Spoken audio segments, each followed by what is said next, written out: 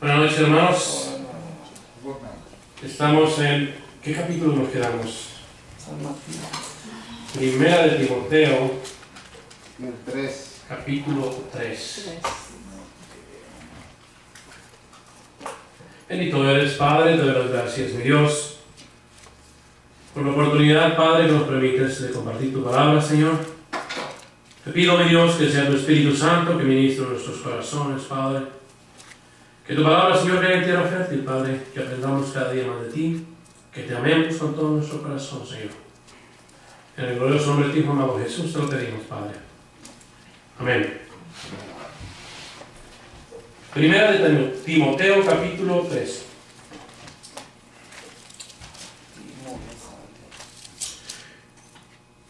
El hermano Timoteo, o el apóstol Pablo, está dando exhortaciones acerca de los hermanos que querían tomar parte en el ministerio, en la obra del Señor. Y dice, palabra fiel: si alguno anhela obispado, buena obra desea. Si en el corazón del ser humano hay anhelo de servir a Dios, cuidando la grey del Señor, dice el apóstol Pablo, inspirado por el Espíritu Santo, que es una buena obra envolverse en los negocios de nuestro Padre. Pero tiene que tener unas cualificaciones verdaderamente para que esa persona sea usada conforme a la voluntad de Dios. Y una de las cualificaciones que está diciendo dice, pero es necesario que el obispo sea irreprensible, marido de una sola mujer, sobrio, prudente, decoroso, hospedador, apto para enseñar. Si podemos ver aquí que las características de un hombre que le sirve a Dios, primeramente es un hombre que tiene que tener como mujer una sola mujer. No es un hombre que pueda tener dos mujeres. Quiere decir que la bigamia no está permitida en el servicio a Dios. Sobrio. Una persona entendida, que sepa vivir su vida, dice, prudente, decoroso, hospedador y apto para enseñar. Hermanos, verdaderamente son cualificaciones del ser humano que Dios nos permita llegar a ese nivel que el apóstol Pablo nos está exhortando. Yo, en realidad, Dios me ha puesto en este lugar, y cuando decía marido de una sola mujer, pues me quedaba, pues yo decía, Señor, todavía no estoy casado. Pero por la gracia de Dios, ya Dios me permitió casarme. Entonces tenéis que trabajar en estas otras áreas, de ser irreprensible, de ser prudente, decoroso, y también que tenga la aptitud de poder enseñarles a ustedes la palabra de Dios. Eso es importante. No dado al vino. Tenemos que tener cuidado de que un día ustedes me vean con una conducta no correcta, emborrachándome y todo eso. Entonces, no debe de ser eso. No pendenciero, no codicioso de ganancias deshonestas. Fíjense cuáles son las calificaciones. No codicioso. Hay un mandamiento que dice la palabra de Dios: no codiciarás. La codicia es un pecado en el corazón del ser humano. De ganancias deshonestas, porque si yo como líder de la iglesia, como pastor, y soy codicioso, pues imagínense a dónde voy a venir sacando todo el dinero que yo necesito. Por la codicia de mi corazón voy a dejarlo así, la iglesia sin ni siquiera los gastos de pagar la renta ni todas esas cosas. Entonces todo eso, Dios previendo esto, dice que Los hombres que quieren obispado es buena obra, pero tiene que tener cuidado el hombre en verdad no tener estos pecados en su corazón. No pendenciero, que le guste andar en pleitos todo el tiempo y buscando encender la mecha para que se le vea la gente, sino amable. Tengo que trabajar en la amabilidad. Apacible, pues tengo que trabajar en ello. No avaro. Cosas que a veces tomamos por ventaja, pero imagínense un hombre que pueda vivir conforme a la palabra de Dios. Ahora, eso es el que quiere obispado. Pero en sí, en realidad, todas estas son características de los hijos de Dios. Nosotros como hijos de Dios no podemos albergar estas cosas en nuestro corazón. Tenemos que quitarlas de nuestra vida. Si éramos todos corajudos y ratitos se pegábamos de gritos, ya no podemos ser así.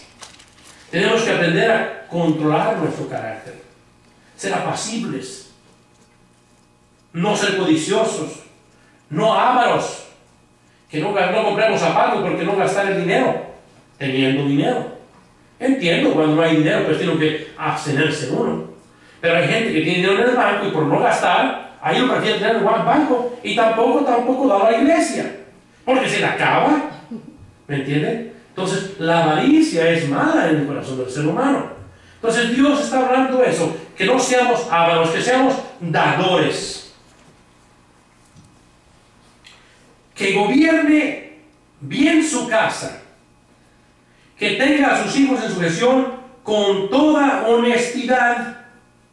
Fíjense, uno como líder verdaderamente tiene que aprender a hacer lo que proyecta uno dentro de la iglesia, proyectarlo dentro de su casa. Gobernar a sus hijos conforme a la voluntad de Dios. Es lo que se puede, porque verdaderamente llega el momento en que los hijos se van a rebelar y van a hacer lo que ellos quieren. Pero eso sí, cuando están chiquitos todavía tienen la posibilidad de poderlos guiar y acomodar. Pero uno como hijo de Dios, Dios nos estableció como reyes y sacerdotes en el futuro, ¿verdad? Pero ahora somos los sacerdotes del hogar nuestro.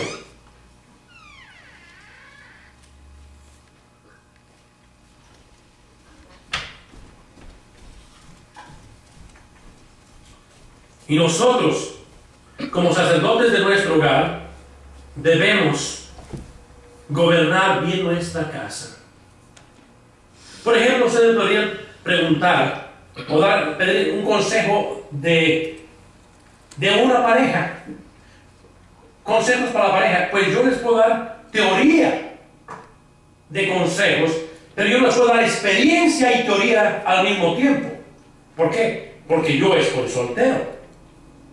Pero cuando ya esté mi esposa conmigo y estemos ya viviendo en un hogar como manda Dios, entonces cuando me pida un consejo acerca del matrimonio, pues se los voy a poder dar. ¿Por qué? Porque estoy viviendo la experiencia. Entonces, es lo que está pidiendo la palabra de Dios. La parte de la experiencia poder proyectar a la gente que te pide ese consejo.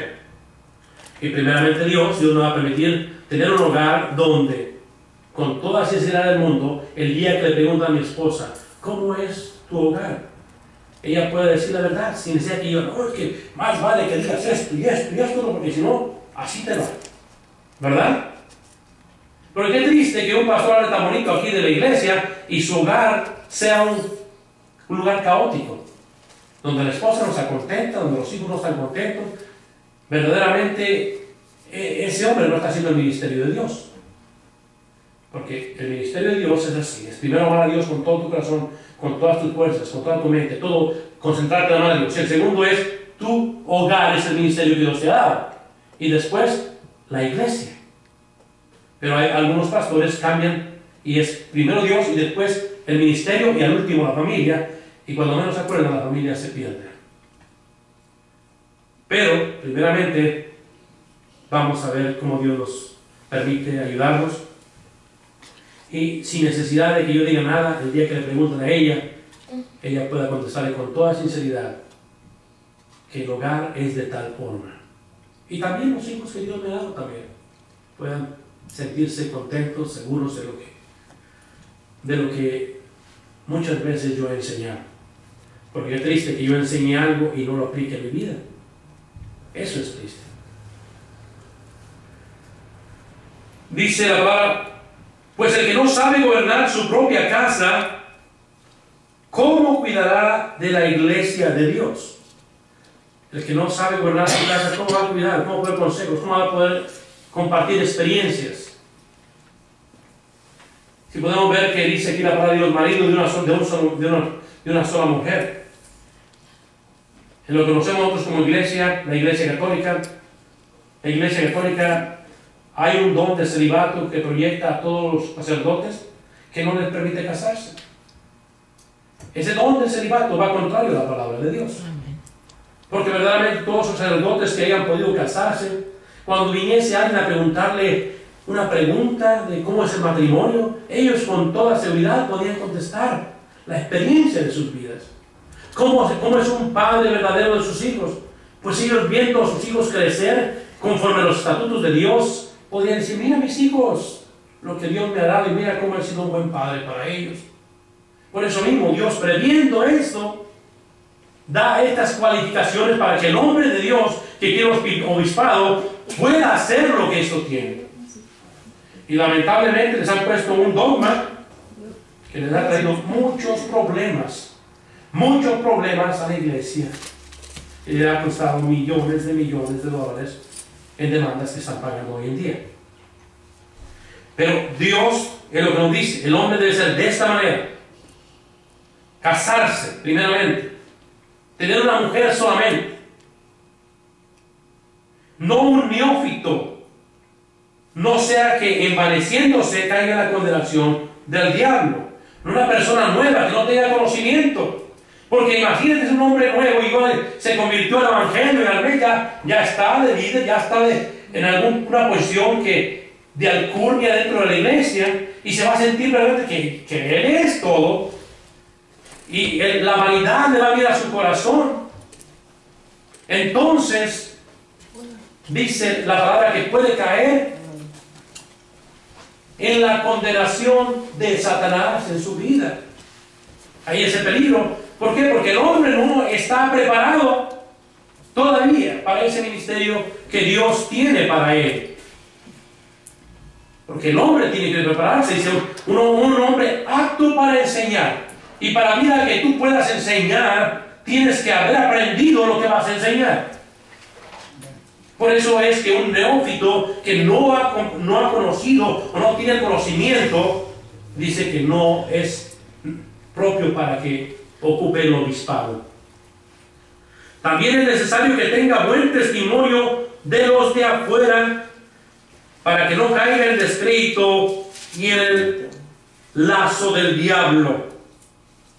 Quiere decir que la gente del mundo conozca a la persona y bueno, esta persona es un buen ciudadano, esta persona no es un malandrín. Entonces el testimonio de la persona afuera como dentro de la iglesia no puede ser diferente. Tenemos que ser correctos donde quiera que estamos. Somos hijos de Dios. Ahora les da también las cualificaciones para los diáconos, los que sirven, los diáconos a la iglesia. Asimismo deben ser honestos. La honestidad, un fruto que hoy en día tenemos a través de la misericordia de Dios. Sin doblez, no de doble cara. Lo que es, eso así soy. Así soy aquí, así soy en mi casa, así soy en mi trabajo, así soy donde quiera que yo esté. Soy igual. No doblez. Querer aparentar lo que no soy verdaderamente. Cuando un hombre es con doblez, es un hombre hipócrita, porque aparenta alguna de la cara que está presentando que no es él verdaderamente.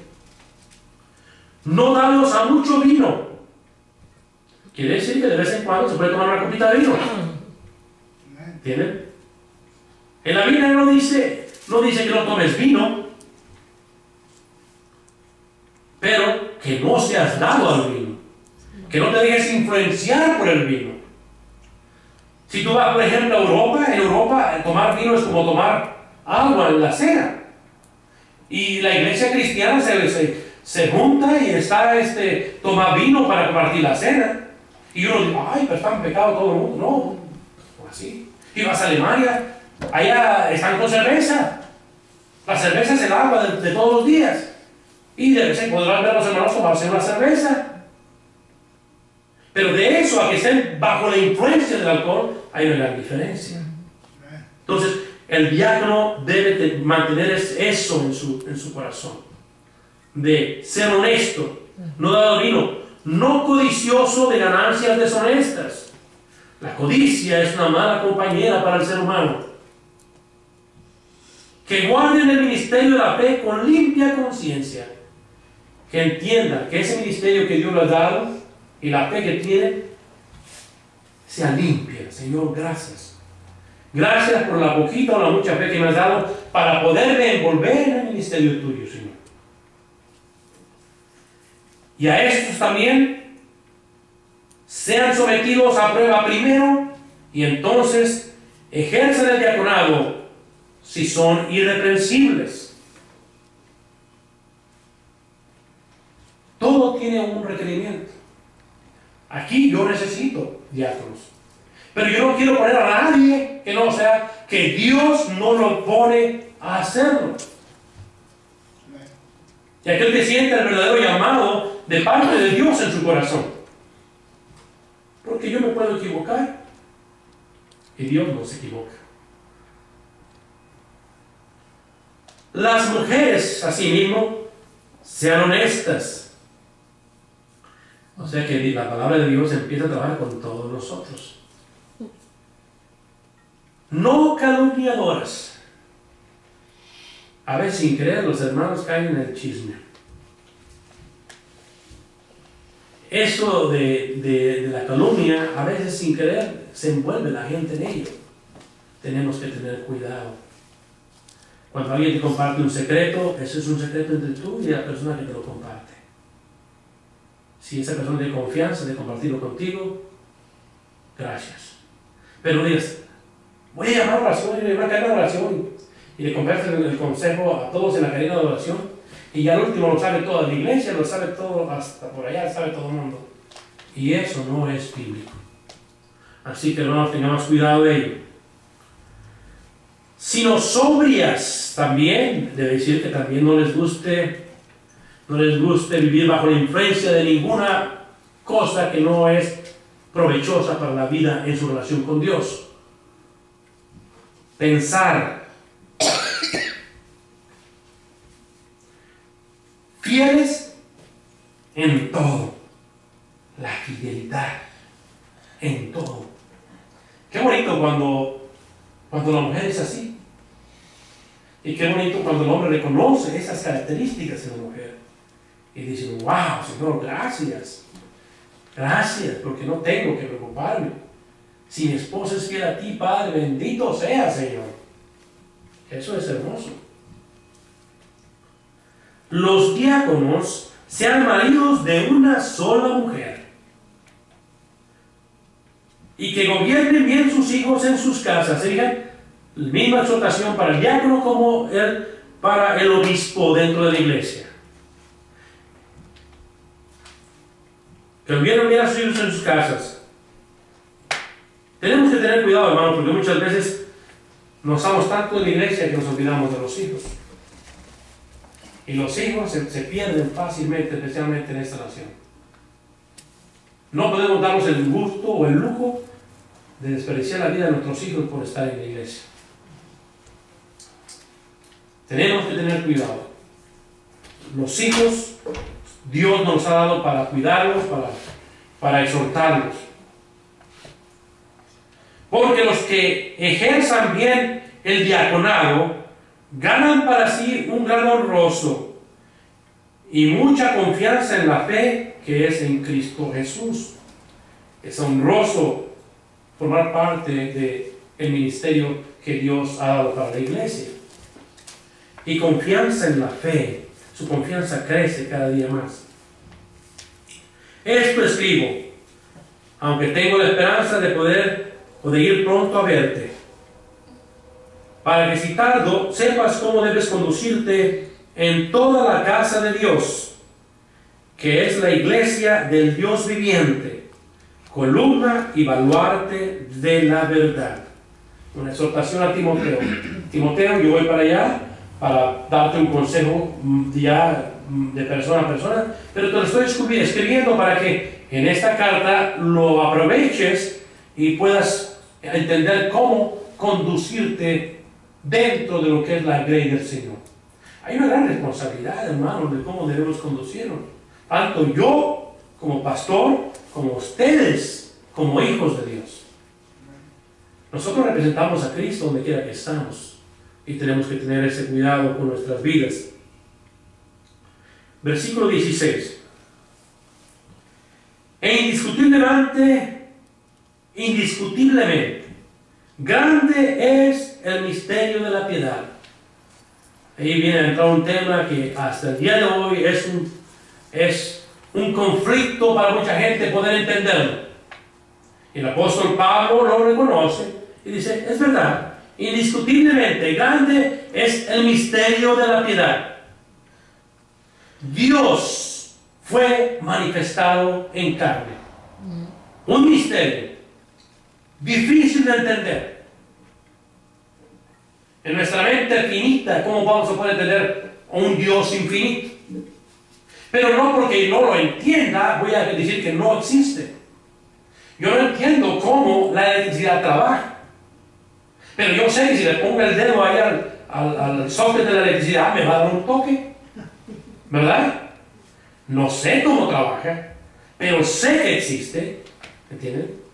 Si quiero entender cómo Dios lo hizo, para que, como dice aquí, el misterio de la piedad, literalmente Dios fue manifestado en carne. Y yo me voy a la palabra de Dios. Juan 1:1 dice, en el principio era el verbo, y el verbo era con Dios, y el verbo era Dios. Y Juan 1:14 dice, y aquel verbo se hizo carne y habitó entre nosotros, y vimos su gloria como el unigénito del Padre, lleno de gracia y de verdad. Más claro ni el agua. El Dios Todopoderoso, en el misterio de la piedad, vino a este mundo y se manifestó en carne propia como la nuestra. Tomó un cuerpo como el nuestro. Una verdad que hasta el día de hoy muchos no la conocen ni la quieren aceptar. Preguntan a un testigo de Jehová quién es Jesús y dicen, pues es un Dios. Pero, ¿cómo que un Dios? Entonces, ¿cuántos dioses crees? Si solamente hay un solo Dios. Deuteronomio capítulo 6 dice, escucha, oh Israel, Jehová tu Dios, uno es. Y nosotros creemos en un solo Dios. Pero ese Dios está manifestado en el Padre, el Hijo y el Espíritu Santo. Y los tres forman la esencia de la deidad, de la piedad, o del misterio de la piedad. De la misma manera que nosotros somos trinitarios. Y no tengo ningún problema en saber que soy trinitario. Porque cuando yo hablo de mi cuerpo, sé que es diferente a mi alma y sé que es diferente a mi espíritu. Amén. Lo sé. Porque yo he visto un cadáver que no tiene el espíritu ni el alma de Dios y ese no se mueve ni un milímetro. Y también sé que mi verdadera persona y mi verdadera personalidad es el alma que Dios ha puesto en mí. Y también sé que por obra del Espíritu Santo hoy en día mi alma es conducida y guiada a amar y a conocer al Dios real que hoy en día conocemos. La palabra Trinidad no la encuentro en la Biblia, pero no porque no la encuentro voy a decir que no existe. Por eso Cristo podía decir claramente cuando dijo Felipe, Señor, muéstranos al Padre, me basta. Y Jesús le dijo a Felipe, tantas veces he estado yo contigo que aún no me conoces. Pero sabes que el Padre está en mí y yo en el Padre. El que me conoce a mí, conoce al Padre. Amén. Entonces, es un misterio verdaderamente. Hoy en día, gracias al Espíritu Santo, podemos darnos cuenta de la gran verdad que eso significa. El misterio de la piedad. Dios, el creador del cielo y del universo entero. ¿Cuándo dice? Cuando habla acerca del verbo. Dice, el verbo dice, todas las cosas, veamos uno, para que estemos más.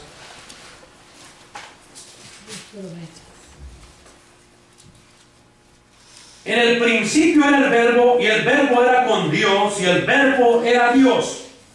Este era en el principio con Dios. Todas las cosas por Él fueron hechas, y sin Él nada de lo que ha sido hecho fue hecho. En Él estaba la vida, y la vida era la luz de los hombres. Todas las cosas por Él fueron hechas. ¿Por quién? Por el verbo. ¿Quién es el verbo? Jesús es el verbo. Me lo enseña el capítulo 1, versículo 14. El verbo se hizo carne y habitó entre nosotros. Entonces, es un misterio. Bendito sea Dios que hoy lo entiendo y puedo poner mi confianza en ese sacrificio eterno que Dios provió al Padre. Dice que porque de tal manera amó Dios al mundo que dio a su Hijo unigénito, para que todo aquel que en Él cree no se pierda, mas tenga vida eterna. El único sacrificio que el Padre acepta es el del Hijo, el cual Él lo provió, para que hoy nosotros, creyendo en esa gran verdad, tengamos la salvación que hoy en día gozamos de ella. Justificado en el Espíritu, el Señor Jesús, a través del Espíritu,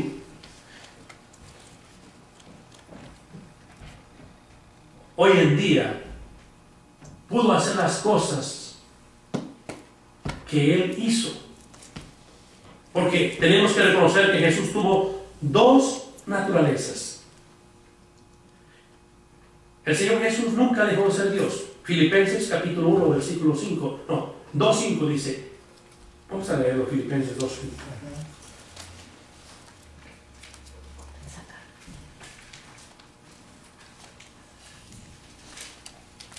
Dice la palabra de Dios así: pues haya pues en vosotros este sentir que hubo también en Cristo Jesús, el cual siendo en forma de Dios, no estimó el ser igual a Dios como cosa que aferrarse, sino que se despojó a sí mismo, tomando forma de siervo, hecho semejante a los hombres, y estando en la condición de hombre, se humilló a sí mismo, haciéndose obediente hasta la muerte, y muerte de cruz. Por lo cual Dios también lo exaltó hasta lo sumo y le dio un nombre que es sobre todo nombre, para que en el nombre de Jesús se doblase toda rodilla de los que están en los cielos, en la tierra y debajo de la tierra, y toda lengua confiese que Jesucristo es el Señor, para gloria de Dios Padre. Amén. Entonces, Cristo nunca dejó de ser Dios. Jesús tomó un cuerpo como el nuestro y vivió una vida normal hasta la edad de 30 años cuando empezó su ministerio. Pero cuando Él llegó al Jordán, cuando fue presentado por Juan Bautista, cuando Juan Bautista dice: he aquí el Cordero de Dios que quita el pecado del mundo. Y cuando estaba bautizando Juan Bautista y dice, llega Jesús y dice: vine a bautizarme, bautízame. Y dice Juan Bautista: oh, es que yo no, ¿cómo? Yo debería de ser bautizado por ti aquí en el río Jordán. Dijo Jesús: no, para que se cumpla la escritura. Y en ese momento que Jesús es bautizado, dice que desciende el Espíritu Santo sobre Él, y una voz del cielo que dice: este es mi Hijo amado, en cual tengo complacencia. Amén. Y desde ese momento, en el poder del Espíritu, verdaderamente Jesús empezó su ministerio a hacer las cosas que hizo. Los 3 años que vivió, visto por los ángeles. Los ángeles lo anunciaron desde el principio. Gabriel vino, el mensajero vino a la Virgen María a anunciar que Él venía a este mundo. Y los ángeles se maravillaron de ver la obra de Dios Padre en el Hijo. Y hoy en día se maravillan de ver la obra del Padre, del Hijo y del Espíritu Santo en un pueblo como nosotros. Amén. Duro de corazón. Porque qué duros somos muchas veces. Y nos ven, están así están aprendiendo a amar y a conocer al Padre por la misericordia, por la bondad, por el amor que tiene para un pueblo como nosotros. Ay, Dios mío, las cosas que muchas veces hemos hecho, y Dios todavía espera con paciencia que dobleguemos nuestra voluntad a Él. Predicado a los gentiles. 2000 años ya hace de esto. ¿Quiénes son los gentiles? Todos aquellos que no son judíos. Podríamos decir, bueno, esto es una mentira, ¿no? ¿Cómo que una mentira? Aquí estamos nosotros los gentiles habiendo sido predicados este mensaje. A mí se me predicó que el Rey de Reyes, el Señor de Señores, el Dios grande y poderoso había venido a este mundo y que había venido y había nacido de una virgen y que habiendo nacido de una virgen había vivido la vida perfecta que no podía vivir, y que si hoy en día, después de que Él murió y pagó en la cruz del Calvario el precio de la salvación de mi alma, yo creyendo en ese milagro tenía la salvación. Y digo, gloria a Dios, bendito sea mi Dios. Entonces, ahora vengo a formar parte de la estadística y del cumplimiento de esta profecía, escrita ya casi 2000 años. ¿Se fijan la verdad de las cosas? Amén. Predicado a los gentiles. Creído en el mundo. ¿Alguien podría decir, eso es una mentira? 2000 años después, hay miles y miles de personas que se han aprovechado de la credibilidad de conocer a Dios y sus vidas han sido transformadas. Y hemos visto el poder de Dios en todas las áreas de nuestra vida. Y hemos visto cómo el mundo está siendo tocado por el impacto de esta gran verdad del Dios Todopoderoso que vino a este mundo. ¿Podríamos decir que eso es mentira? Sería una locura siquiera pensar que esto es una mentira, porque no lo es. La palabra de Dios es viva y eficaz, más cortante que una espada de doble filo, que entra hasta partir el alma y el espíritu, y que discierne los pensamientos más profundos del corazón. Y si ve uno esto y dice, oh Señor, bendito seas. Y por último dice, recibido arriba en gloria. ¿Les queda alguna duda de que hoy en día nuestro Señor Jesucristo está sentado a la diestra de Dios Padre como Rey de Reyes, como Señor de Señores, como el Creador del universo, con la gloria de la majestad, donde un día toda lengua confesará que Jesús es el Señor, de los que están en el cielo, en la tierra y los que están debajo de la tierra? Está hablando presente. ¿Se fijan aquí? No dice pasado. Los que están. Quiere decir que hay gente que ya está debajo de la tierra. Y no crean que está hablando de los mineros que trabajan debajo de la tierra ahorita con tanques de oxígeno y entran y salen. No, estos están guardaditos ahí y esos ya no salen. Pero están hoy en día en el presente. Y allá están confesando que Jesús es el Señor. Para unos, demasiado tarde. Para otros, bendito sea Dios. El Señor Jesús le dijo, creed en Dios, creed también en mí. En la casa de mi Padre muchas moradas hay. Voy pues a preparar lugar para vosotros, para que donde yo esté, vosotros también estéis. Y si me voy, también regresaré y os tomaré a mí mismo, para que yo esté junto con ustedes delante de mi Padre. Amén. Promesa de Dios. Y le dice Felipe, Señor, muéstranos el camino y nos basta. Y dice, yo soy el camino. Yo soy la resurrección y la vida. Y nadie viene al Padre si no es a través de mí. ¿Quién como nosotros? Un pueblo que podemos ver en este pequeño versículo, podemos ver la esencia de lo que es ese Dios que hoy en día nosotros queremos amar con todo nuestro corazón. Lo que hemos visto, lo que hemos entendido y que verdaderamente está delante de nuestros ojos y que el mundo no lo puede conocer y que muchas religiones del mundo no lo pueden entender porque es un misterio. Solamente a través del Espíritu de Dios, hoy en día nosotros podemos entenderlo. Pero un día lo entenderán. Por todas partes la Biblia enseña que Jesús es la imagen del Dios invisible. El libro de Hebreos, veamos Hebreos, primero de Hebreos, versículo 1 de Hebreos.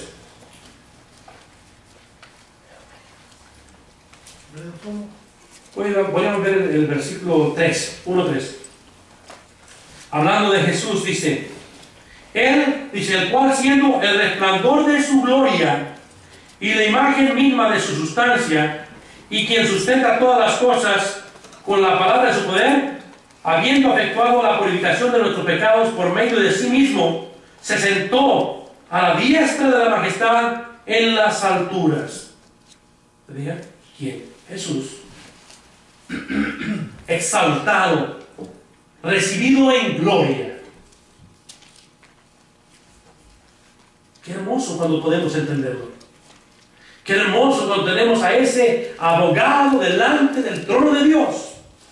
Qué hermoso saber que tenemos a Jesús en gloria, que podemos acercarnos confiadamente al trono de la gracia de Dios para venir a descansar y a alcanzar descanso a nuestras vidas o a nuestras almas cansadas cuando llegamos con fatiga delante de la presencia de Dios.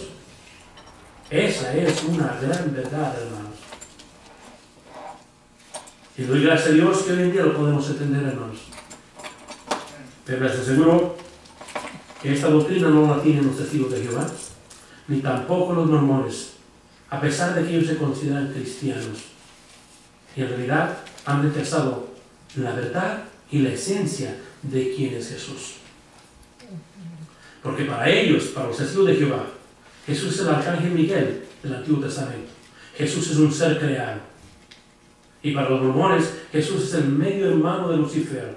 Total, una verdad que no encaja con lo que está manifestado en las Escrituras. Pero para la vida de sostenerte esa mentira, tiene que meterte otros libritos.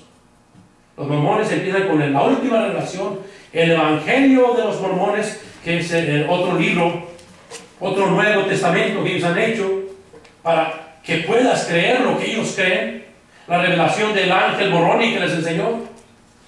Y eso los mantiene alejados de la Biblia en otra escritura. Para los mormones, tienen esos libritos que cada semana se leen el mismo librito en cualquier parte del mundo, lo leen.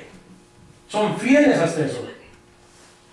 Cada librito que se lee la semana aquí, se lee en Alaska, se lee en Asia, en cualquier parte del mundo, el mismo librito. Les quitan la atención de la palabra de Dios para enseñarte lo que ellos quieren interpretar y nunca van a llegar a la interpretación correcta de quién es Jesús. La Biblia es muy clara, hermanos. Tengan cuidado de todo aquel que quiera enseñarles la Biblia a través de otro librito. Es que este librito dice, cuidado, hermanos. Hermanos, vamos a quedar aquí en este capítulo. La semana que viene terminamos con el capítulo 4. Bendito eres, Padre, te doy las gracias, mi Dios, por tu bendita palabra, Señor. Enséñanos, Padre, a ser verdaderos líderes, mi Dios. Personas aptas para enseñar, mi Dios. Que esas cualificaciones que has dado para tu pueblo, Señor, las tomamos de corazón, Señor, y podamos manifestarlas a tu pueblo, Señor. Bendice tu pueblo, Padre, y el que tú quieras poner en el ministerio, Señor. Que estas palabras queden grabadas en su corazón, Señor. Para que a su tiempo, de acuerdo a tu voluntad, Señor, pueda ejercer el ministerio que tú le has dado, Padre. Bendícelo. Y gracias también, Padre, por hoy en día darnos el conocimiento verdadero de quién eres. Quién es tu Hijo amado Jesús, Padre. Gracias porque hoy en día lo conocemos y lo amamos tal y como es, Señor. El Rey de Reyes, Padre, el Señor de Señores, el Salvador de nuestras vidas, mi Dios. Gracias, Padre, por tu bondad y misericordia, Señor. En el glorioso nombre de tu Hijo amado Jesús te lo pedimos, Padre. Amén.